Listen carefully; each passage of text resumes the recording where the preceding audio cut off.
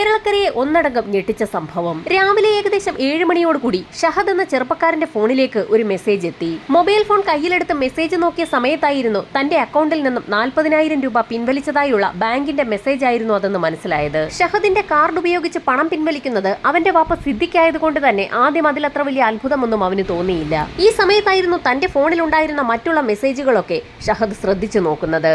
ആ സമയത്തായിരുന്നു തൊട്ട് തലേ ദിവസവും വൈകുന്നേരം ഏകദേശം 5 മണിയോടുകൂടി വാപ്പ 40,000 രൂപ അക്കൗണ്ടിൽ നിന്ന് പിൻവലിച്ചിരിക്കുന്നതായി ആ മകന്റെ ശ്രദ്ധയിൽപ്പെടുന്നത്.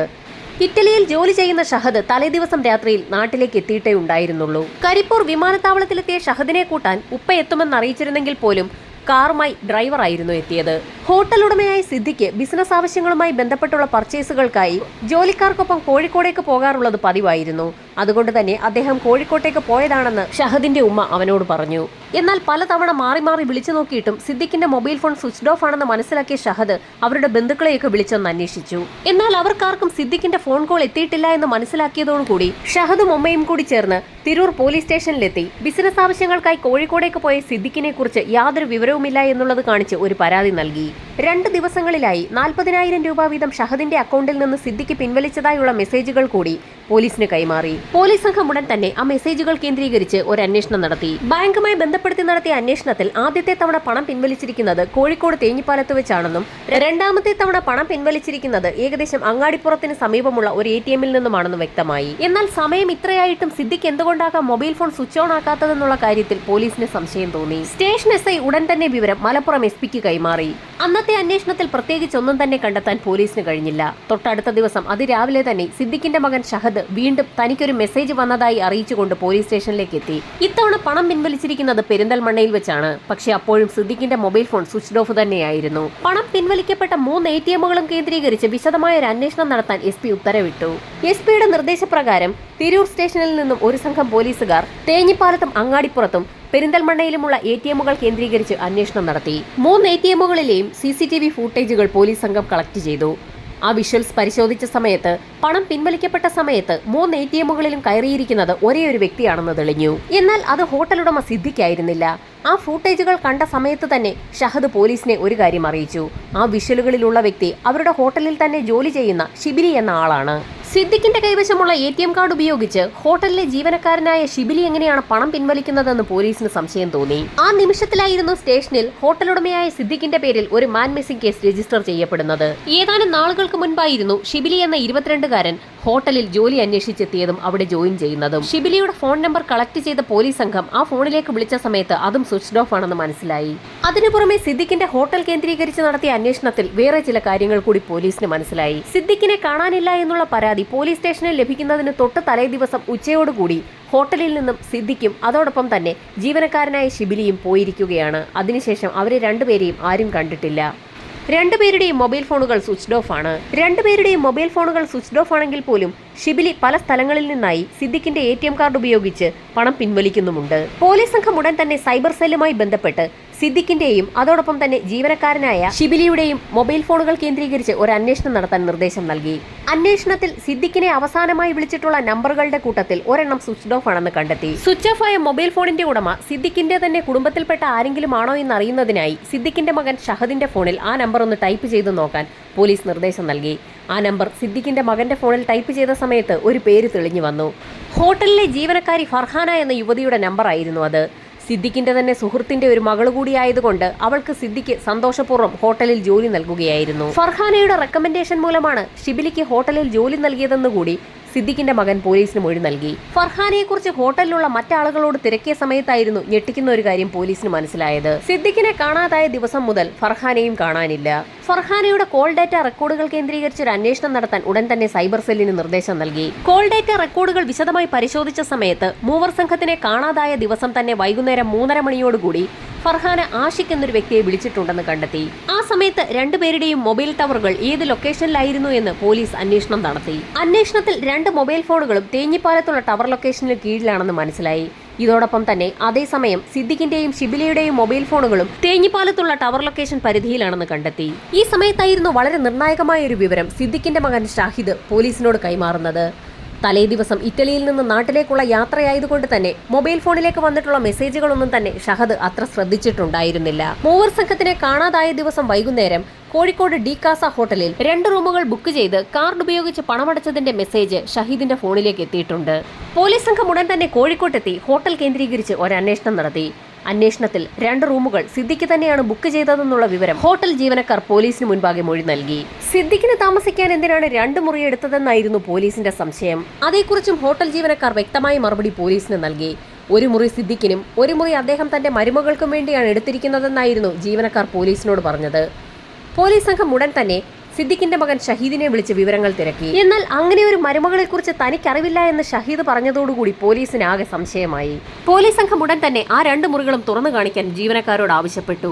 ആദ്യത്തെ മുറി തുറന്ന് അകത്തേക്ക് കയറിയ പോലീസ് സംഘം അവിടെ ചില കാഴ്ചകളൊക്കെ കണ്ടു. അവിടെ മുറിയെടുത്ത സിദ്ദിഖ് യഥാർത്ഥത്തിൽ റൂം വെക്കേറ്റ് ചെയ്ത് പോകാത്തതുകൊണ്ടാണ് ജീവനക്കാർ അതുവരെയും മുറി തുറക്കാതെ ഇരുന്നത്. മുറി തുറന്ന പോലീസുകാരും ജീവനക്കാരും ശരിക്കും ഞെട്ടിപ്പോയി.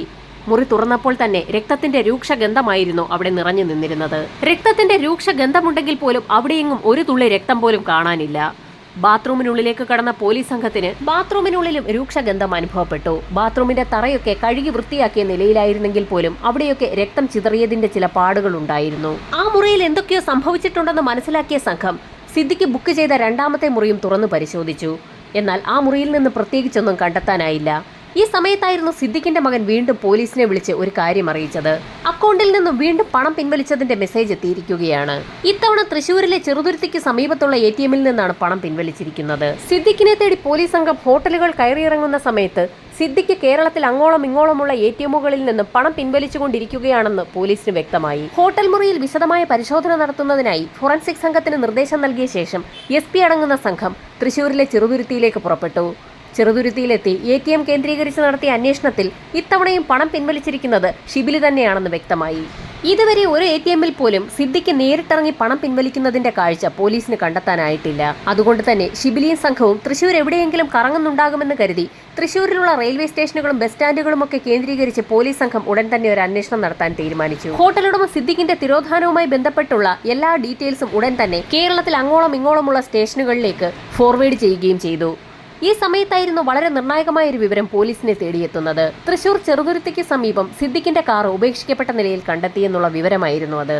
തിരൂർ സ്റ്റേഷനിൽ നിന്നുള്ള പോലീസ് സംഘം ഉടൻ തന്നെ ചെറുതുരുത്തിയിലെത്തി ഫോറൻസിക് സംഘവുമായി കാറിനുള്ളിലൊക്കെ വിശദമായ പരിശോധന നടത്തി. കാറിന്റെ ഉൾഭാഗവും ഡിക്കിയും ഒക്കെ വിശദമായി പരിശോധിച്ചെങ്കിലും പ്രത്യേകിച്ച് യാതൊരു തെളിവുകളും ഫോറൻസിക് സംഘത്തിന് ലഭിച്ചില്ല. സിദ്ദിഖിനെ കാണാനില്ല എന്നുള്ള കേസ് രജിസ്റ്റർ ചെയ്യപ്പെട്ടിട്ട് അപ്പോഴേക്കും ഏകദേശം 5 ദിവസം പിന്നിട്ടിരുന്നു. ഈ സമയത്തായിരുന്നു ഒരു സംഘം പോലീസുകാർ ഫർഹാനെക്കുറിച്ച് അന്വേഷിക്കുന്നതിനായി അവളുടെ വീട്ടിലെത്തിയത്. എന്നാൽ വീട്ടിൽ നിന്നും ഞെട്ടിക്കുന്ന ഒരു വിവരമായിരുന്നു പോലീസിന് ലഭിച്ചത്. പോലീസ് സംഘം അന്വേഷിക്കാനെത്തുന്ന ദിവസം അതിരാവിലെയാണ് ഫർഹാന അവളുടെ വീട്ടിൽ നിന്നും എങ്ങോട്ടോ പോയത്. കേസ് രജിസ്റ്റർ ചെയ്യപ്പെട്ട് 5 ദിവസത്തിന് ശേഷമാണ് ഫർഹാനയെക്കുറിച്ച് അന്വേഷിക്കുന്നതിനായി പോലീസ് സംഘം അവളുടെ വീട്ടിലേക്ക് എത്തിയത്. സിദ്ദിഖിന്റെ തിരോധാനവുമായി ബന്ധപ്പെട്ട് പോലീസ് സംശയിക്കുന്ന പ്രതികളിൽ ഒരാളായ ഫർഹാന പോലീസിന്റെ കയ്യെത്തും ദൂരത്തു നിന്നാണ് എങ്ങോട്ടോ രക്ഷപ്പെട്ടിരിക്കുന്നത്. ഹോട്ടലിൽ കണ്ടെത്തിയ രക്തക്കറയും ഉപേക്ഷിക്കപ്പെട്ട നിലയിൽ കണ്ടെത്തിയ കാറുമൊക്കെ സിദ്ദിഖിന് എന്തോ സംഭവിച്ചു എന്നതിലേക്ക് വിരൽ ചൂണ്ടുന്ന കാര്യങ്ങളാണെന്ന് പോലീസിന് വ്യക്തമായി. ഫർഹാനയെക്കുറിച്ച് അവരുടെ ഉമ്മയോട് തിരക്കിയ സമയത്ത് മറ്റൊരു വിവരം കൂടി പോലീസിന് ലഭിച്ചിരുന്നു. ഷിബിലിക്കൊപ്പം ഫർഹാന ഒറ്റപ്പാലത്ത് നിന്നും ചെന്നൈയിലേക്ക് പോയിരിക്കുകയാണ്. ഷിബിലിയുടെ ആധാർ കാർഡ് ശരിയാക്കാൻ വേണ്ടിയാണ് പോയിരിക്കുന്നതെന്നുകൂടി ആ ഉമ്മ പറഞ്ഞപ്പോൾ പോലീസിന് ആകെ സംശയമായി. പോലീസ് സംഘം ഉടൻ തന്നെ റെയിൽവേ പ്രൊട്ടക്ഷൻ പോലീസിനെയും ചെന്നൈയിലെ പോലീസ് അധികാരികളെയും ഒക്കെ വിവരം അറിയിച്ചു. ഇതോടൊപ്പം തന്നെ ഒരു സംഘം പോലീസുകാർ ചെന്നൈയിലേക്ക് പുറപ്പെടുകയും ചെയ്തു. ഇക്കാര്യങ്ങളൊന്നും അറിയാതെ ഫർഹാനയും ഷിബിലിയും കൂടി ചെന്നൈ എഗ്മോർ സ്റ്റേഷനിൽ ചെന്നിറങ്ങുകയും ചെയ്തു. സ്റ്റേഷനിലെത്തിയ ഫർഹാനയും ഷിബിലിയും പ്ലാറ്റ്ഫോമിലൂടെ നടക്കുന്ന സമയത്ത് തന്നെ റെയിൽവേ പോലീസ് അവരെ പിടികൂടി. റെയിൽവേ പോലീസിന്റെ കൈവശം നേരത്തെ തന്നെ കേരളത്തിൽ നിന്ന് അയച്ചു കൊടുത്ത ഇരുവരുടെയും ഫോട്ടോ ഉള്ളതുകൊണ്ട് തന്നെ പ്രതികളെ പിടികൂടാൻ അവർക്ക് അധികം ബുദ്ധിമുട്ടൊന്നും വന്നില്ല. ഈ സമയം തിരൂർ സ്റ്റേഷനിൽ നിന്നുള്ള ഒരു സംഘം പോലീസുകാർ ചെന്നൈയിലേക്കുള്ള യാത്രയിലായിരുന്നു. ചെന്നൈയിലെത്തിയ തിരൂർ സ്റ്റേഷനിൽ നിന്നുള്ള പോലീസ് സംഘം ഫർഹാനെയും ഷിബിലിയെയും അവിടെ നിന്നും കൈയോടെ പിടികൂടി കേരളത്തിലേക്ക് എത്തിച്ചു. ഇതേസമയം നാട്ടിലുണ്ടായിരുന്ന പോലീസ് സംഘം പാലക്കാട് നിന്നും അവരുടെ കൂട്ടാളിയായ ആഷിഖിനെയും കൈയോടെ പിടികൂടിയിരുന്നു. മൂവർ സംഘവുമായി പോലീസ് സംഘം ഹോട്ടൽ ഡി കാസയിലെത്തി തെളിവെടുപ്പ് ആരംഭിച്ചു. മൂവർ സംഘത്തിനെ ഹോട്ടൽ ജീവനക്കാർ തിരിച്ചറിയുകയും ചെയ്തു. കൂട്ടത്തിൽ ഫർഹാനയെ ചൂണ്ടിക്കാണിച്ചുകൊണ്ട് ഹോട്ടലിലെ ഒരു ജീവനക്കാരൻ ഇതാണ് സിദ്ദിഖിന്റെ മരുമകളെന്ന് പറയുകയും ചെയ്തു. ഫർഹാനെയും ഷിബിലിയെയും ആഷിഖിനെയും പോലീസ് സംഘം ചോദ്യം ചെയ്തു തുടങ്ങി. ഞെട്ടിക്കുന്ന പല കഥകളും ആ സംഘം പോലീസിനോട് പറഞ്ഞു. ഹോട്ടലുടമയായ സിദ്ദിഖിന്റെ സുഹൃത്തിന്റെ മകളാണ് ഫർഹാന. അവൾക്കൊരു ജോലി വേണമെന്നാവശ്യപ്പെട്ടപ്പോൾ തന്നെ വളരെ സ്മാർട്ടായ ആ പെൺകുട്ടിക്ക് അവിടെ ഒരു ജോലി സിദ്ദിഖ് നൽകുകയായിരുന്നു. ഹോട്ടലിന്റെ ഭാഗമായി അവിടെ ജോലി ചെയ്യുന്ന സമയത്തായിരുന്നു ഫർഹാന ഒരു റെക്കമെൻഡേഷൻ സിദ്ദിഖിന് മുൻപാകെ നടത്തിയത്. അവളുടെ സുഹൃത്തായ ഷിബിലിക്കും ഹോട്ടലിൽ ഒരു ജോലി നൽകണമെന്നതായിരുന്നു ആവശ്യം. അങ്ങനെ ഷിബിലിയും ആ ഹോട്ടലിലെ ഒരു ജീവനക്കാരനായി. പതുക്കെ ഷിബിലിയും സിദ്ദിഖും തമ്മിൽ ഒരടുപ്പമുണ്ടായി. അവർ ഒരുമിച്ചിരുന്ന് മദ്യപിക്കുന്നത് പതിവായപ്പോൾ സിദ്ദിഖിന് ഫർഹാനയിൽ ഒരു അടുപ്പമുണ്ടാകുന്നതിനായി ഫർഹാനയെക്കുറിച്ച് പല കാര്യങ്ങളും സിദ്ദിഖിനോട് ഷിബിലി പറഞ്ഞു തുടങ്ങി. അങ്ങനെ സിദ്ദിഖ് പോലും അറിയാതെ അയാൾക്ക് ഫർഹാനയോടൊരടുപ്പം തോന്നി. ആ അടുപ്പത്തിന്റെ ഫലമായിരുന്നു തേഞ്ഞിപ്പാലം ഹോട്ടലിൽ 2 മുറിയെടുത്തതും. ആര് ചോദിച്ചാലും മരുമകളാണെന്ന് പറഞ്ഞാൽ മതിയെന്ന് ഫർഹാന പറഞ്ഞതിന്റെ അടിസ്ഥാനത്തിലായിരുന്നു സിദ്ദിഖ് മറ്റുള്ള ആളുകളോട് മരുമകളാണെന്നുള്ള കാര്യം പറഞ്ഞത്. യഥാർത്ഥത്തിൽ ഫർഹാനയും ഷിബിലിയും ജോഡികളാണ്. അവരിരുവരും ചേർന്ന് പ്ലാൻ ചെയ്ത ഒരു ഗെയിമിൽ സിദ്ദിഖ് വീണു പോവുകയായിരുന്നു. സിദ്ദിഖിന്റെ കൈവശം ധാരാളം പണമുണ്ടെന്നും എങ്ങനെയെങ്കിലും അത് തട്ടിയെടുക്കണമെന്നും ഫർഹാന ഷിബിലിയോട് പറഞ്ഞു. അതിന്റെ അടിസ്ഥാനത്തിൽ സിദ്ദിഖുമായി എങ്ങനെയെങ്കിലും ഒരു അടുപ്പമുണ്ടാക്കുന്നതിന് വേണ്ടിയായിരുന്നു റെക്കമെൻഡേഷനിലൂടെ ഷിബിലി ഹോട്ടലിൽ ജോലിക്കെത്തിയതും സിദ്ദിഖുമായി മനഃപൂർവ്വം അടുപ്പമുണ്ടാക്കിയതും അതിലൂടെ ഫർഹാനയെക്കുറിച്ച് സിദ്ദിഖിന്റെ മനസ്സിൽ താല്പര്യം ഉണ്ടാക്കുന്ന രീതിയിൽ സംസാരിച്ചതും. യഥാർത്ഥത്തിൽ ഫർഹാനയെ ഒരു മകളായി കണ്ട സിദ്ദിഖിനെ ഷിബിലി ബ്രെയിൻ വാഷ് ചെയ്യുകയായിരുന്നു. അങ്ങനെ വിശദമായ ഒരു പ്ലാനിന്റെ അടിസ്ഥാനത്തിലായിരുന്നു സിദ്ദിഖിനെ ഹോട്ടലിൽ എത്തിച്ചത്. പ്ലാൻ കൃത്യമായി നടപ്പിലാക്കുന്നതിനായി ഇരുവർ സംഘം ആഷിഖ് എന്നൊരു സുഹൃത്തിനെയും കൂടി ഒപ്പം കൂട്ടി. ഹോട്ടലിൽ 2 മുറിയെടുത്ത് കാത്തിരുന്ന സിദ്ദിഖിന്റെ അടുത്തേക്ക് ഫർഹാനയും ഒപ്പം ഷിബിലിയും എത്തി. ആ സംഘം ഹോട്ടലിലിരുന്ന് അല്പനേരം സംസാരിച്ചു. സംസാരത്തിന്റെ ഒടുവിൽ അതൊരു ഭീഷണിയുടെ ഭാവത്തിലേക്ക് മാറി.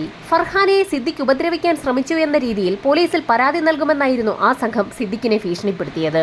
ഫർഹാനയെ പറഞ്ഞു സമ്മതിപ്പിച്ച് ഹോട്ടലിലേക്ക് എത്തിക്കാമെന്ന് പറഞ്ഞിരുന്ന ഷിബിലി കഥയാകെ മാറ്റിമറിച്ചിരിക്കുകയാണെന്ന് സിദ്ദിഖിന് മനസ്സിലായി. തങ്ങൾ പറയുന്ന പണം നൽകിയില്ല എങ്കിൽ സിദ്ദിഖിന്റെ വസ്ത്രങ്ങൾ അഴിപ്പിച്ച് ഫോട്ടോ എടുക്കുമെന്നൊക്കെ ആ സംഘം സിദ്ദിഖിനെ ഭീഷണിപ്പെടുത്തി. ഇത് കേട്ട് ശരിക്കും ദേഷ്യം വന്ന സിദ്ദിഖ് ഫർഹാനയെയും ഷിബിലിയെയും വെച്ചേക്കില്ല എന്ന് അവരോട് പറയുകയും സംഘർഷം രൂക്ഷമാവുകയും ചെയ്തു. ഈ സമയത്തായിരുന്നു ഫർഹാന തന്റെ സുഹൃത്തായ ആഷിഖിനെ ഹോട്ടലിലേക്ക് വിളിച്ചു വരുത്തിയത്. മൂവരും ചേർന്ന് സിദ്ദിഖിനെ കായികമായി തന്നെ നേരിട്ടു. ഈ സംഭവ വികാസങ്ങളൊന്നും തന്നെ ഹോട്ടലിലുള്ള ജീവനക്കാരോ മറ്റാളുകളോ അറിഞ്ഞതുമില്ല. നേരത്തെ പ്ലാൻ ചെയ്തതനുസരിച്ച് കയ്യിൽ കരുതിയ ചുറ്റിക ഉപയോഗിച്ച് ഷിബിലി സിദ്ദിഖിന്റെ തലയിലേക്ക് ആഞ്ഞടിച്ചു. ഷിബിലി വീണ്ടും സിദ്ദിഖിന്റെ തലയിലേക്ക് ചുറ്റിക ഉപയോഗിച്ച് ആഞ്ഞടിച്ചുകൊണ്ടേയിരുന്നു. ഇതേസമയം ആഷിഖ് സിദ്ദിഖിന്റെ നെഞ്ചിൽ ആഞ്ഞു ചവിട്ടുകയായിരുന്നു. ഫർഹാനയും തന്നെ കൊണ്ടാവുന്നത്ര രീതിയിൽ സിദ്ദിഖിനെ ഉപദ്രവിച്ചുകൊണ്ടേയിരുന്നു. ഏതാനും നിമിഷങ്ങൾക്കകം മൂവർ സംഘത്തിന് ഒരു കാര്യം വ്യക്തമായി. സിദ്ദിഖിന് അനക്കമൊന്നുമില്ല. അയാളുടെ മരണം ഉറപ്പായെന്ന് മനസ്സിലാക്കിയ സംഘം അടുത്ത നടപടിയിലേക്ക് കടന്നു. സിദ്ദിഖ് ജീവനോടെ പുറത്തുപോയാൽ അവരുടെ ജീവിതം ഇല്ലാതാകുമെന്ന് മൂവർ സംഘത്തിന് അറിയാമായിരുന്നു. സിദ്ദിഖിനെ ഹണി ട്രാപ്പിൽ കുടുക്കി പണം തട്ടുക എന്നുള്ള ലക്ഷ്യമായിരുന്നു മൂവർ സംഘത്തിനുള്ളത്. എന്നാൽ അവരുടെ പ്ലാൻ പാളിയതിന്റെ അടിസ്ഥാനത്തിലായിരുന്നു സിദ്ദിഖിനെ കൊലപ്പെടുത്താൻ അവർ തീരുമാനിച്ചത്. സിദ്ദിഖിന്റെ ബോഡി ആരുമറിയാതെ മറവ് ചെയ്യാൻ തീരുമാനിച്ച സംഘം ഒരു സ്യൂട്ട് കേസ് വാങ്ങാൻ തീരുമാനിക്കുകയും അത് വാങ്ങാനുള്ള പണം സിദ്ദിഖിന്റെ തന്നെ ATM കാർഡ് ഉപയോഗിച്ച് പിൻവലിക്കാൻ തീരുമാനിക്കുകയും ചെയ്തു. മദ്യപിക്കുന്നതിനിടയിൽ ഇടയ്ക്കൊരു തവണ പണം പിൻവലിക്കുന്നതിനായി ഷിബിലിയെയായിരുന്നു കാർഡ് നൽകി സിദ്ദിഖ് പറഞ്ഞയച്ചത്. അതുകൊണ്ട് തന്നെ അയാളുടെ കാർഡിന്റെ പിൻ നമ്പർ ഷിബിലിക്ക് നന്നായി അറിയാമായിരുന്നു. അങ്ങനെ സിദ്ദിഖിന്റെ പേഴ്സിൽ നിന്നും ATM കാർഡ് കൈവശപ്പെടുത്തിയ ഷിബിലി പുറത്തിറങ്ങി സമീപത്തുണ്ടായിരുന്ന ATMൽ നിന്ന് പണം പിൻവലിക്കുകയും ഒരു സ്യൂട്ട് കേസ് വാങ്ങി ഹോട്ടലിലേക്ക് എത്തുകയും ചെയ്തു.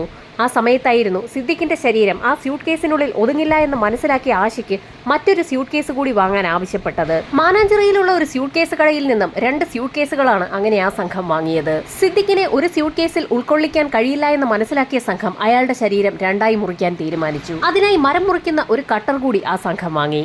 സിദ്ദിഖിന്റെ ശരീരം ബാത്റൂമിനുള്ളിലേക്ക് കൊണ്ടുപോയ ശേഷം അയാളുടെ ശരീരം 2ആയി മുറിക്കുകയും ചെയ്തു. മുറിക്കപ്പെട്ട ആ മൃതശരീരം 2 സ്യൂട്ട് കേസുകളിലാക്കി കുത്തി നിറച്ചു. സമയം ഒരുപാട് വൈകിയതിനാൽ ആഷിഖ് ഹോട്ടലിൽ നിന്നും അന്ന് തന്നെ പോയി. 2ആയി മുറിക്കപ്പെട്ട സിദ്ദിഖിന്റെ ശരീരമുള്ള സ്യൂട്ട് കേസുകൾ വെച്ച അതേ മുറിയിൽ തന്നെ ഷിബിലിയും ഫർഹാനയും അന്ന് രാത്രിയിൽ ഉറങ്ങി. ഉറങ്ങുന്നതിന് മുൻപായി ഇരുവരും ചേർന്ന് സിദ്ദിഖിന്റെ രക്തം വീണ ആ ബാത്റൂമിനകമൊക്കെ നന്നായി കഴുകി വൃത്തിയാക്കുകയും ചെയ്തു. തൊട്ടടുത്ത ദിവസം രാവിലെ തന്നെ ആഷിഖ് തിരികെ ഹോട്ടലിലേക്ക് എത്തി.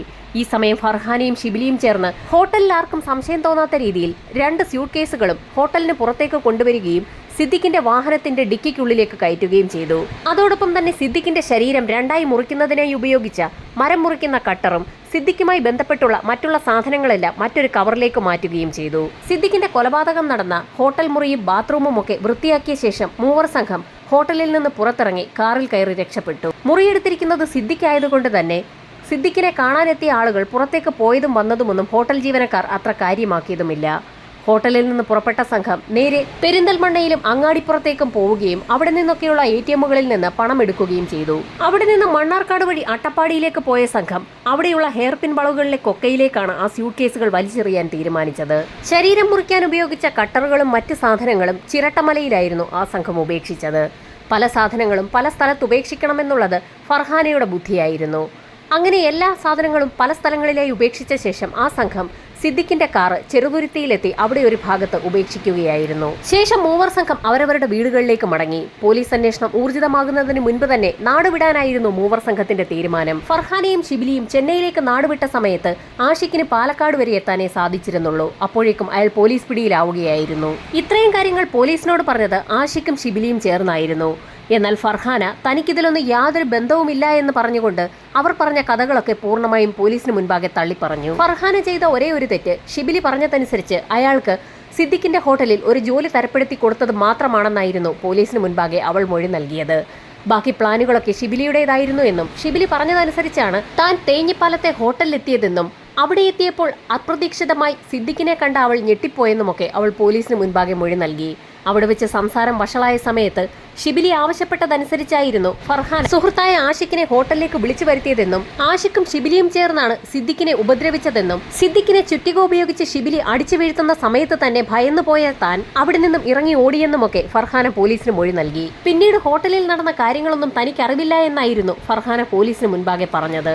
എന്നാൽ ഫർഹാനയുടെ മൊഴികളെയൊക്കെ തീർത്തും തള്ളിക്കളയുന്ന രീതിയിലുള്ള CCTV ഫൂട്ടേജുകളായിരുന്നു ഹോട്ടലിൽ നിന്നും പോലീസിന് ലഭിച്ചത്. സിദ്ദിഖിന്റെ കൊലപാതകം നടന്നതിന്റെ തൊട്ടടുത്ത ദിവസം അതിരാവിലെ തന്നെ സിദ്ദിഖിന്റെ കാറിലേക്ക് മൃതദേഹം അടങ്ങിയ സ്യൂട്ട് കേസുകൾ എടുത്തു വെക്കുന്ന ആളുകളുടെ കൂട്ടത്തിൽ ഒരു വ്യക്തി ഫർഹാന തന്നെയായിരുന്നു. ഫർഹാന സ്യൂട്ട് കേസുകൾ കാറിനുള്ളിലേക്ക് എടുത്തു വെക്കുന്നത് വ്യക്തമായി തന്നെ CCTV ദൃശ്യങ്ങളിൽ പതിഞ്ഞിട്ടുമുണ്ട്. പോലീസുകാർ മൂവർ സംഘവുമായി ചിരട്ടമലയിലും അട്ടപ്പാടിയിലെ സ്യൂട്ട് കേസുകൾ വലിച്ചെറിഞ്ഞ ഹെയർപിൻ വളവുകളിലും എത്തി തെളിവെടുപ്പ് നടത്തി. പ്രതികളുടെ സാന്നിധ്യത്തിൽ തന്നെ സ്യൂട്ട് കേസുകളും കൊലപ്പെടുത്താൻ ഉപയോഗിച്ച ആയുധങ്ങളുമൊക്കെ പോലീസ് അവിടെ നിന്നൊക്കെ കണ്ടെത്തി. പ്രതികളുടെ അറസ്റ്റ് രേഖപ്പെടുത്തിയ പോലീസ് സംഘം അതിവേഗം തന്നെ അന്വേഷണം പൂർത്തിയാക്കി 84 ദിവസത്തിനകം തന്നെ 3000 പേജുള്ള കുറ്റപത്രം കോടതിയിൽ സമർപ്പിച്ചു. അതിവേഗം പ്രതികളെ പിടികൂടുകയും 90 ദിവസത്തിന് മുൻപാകെ കുറ്റപത്രം കോടതിയിൽ സമർപ്പിക്കുകയും ചെയ്ത മലപ്പുറം പോലീസ് കോടതിയുടെ പ്രത്യേക പ്രശംസ നേടി.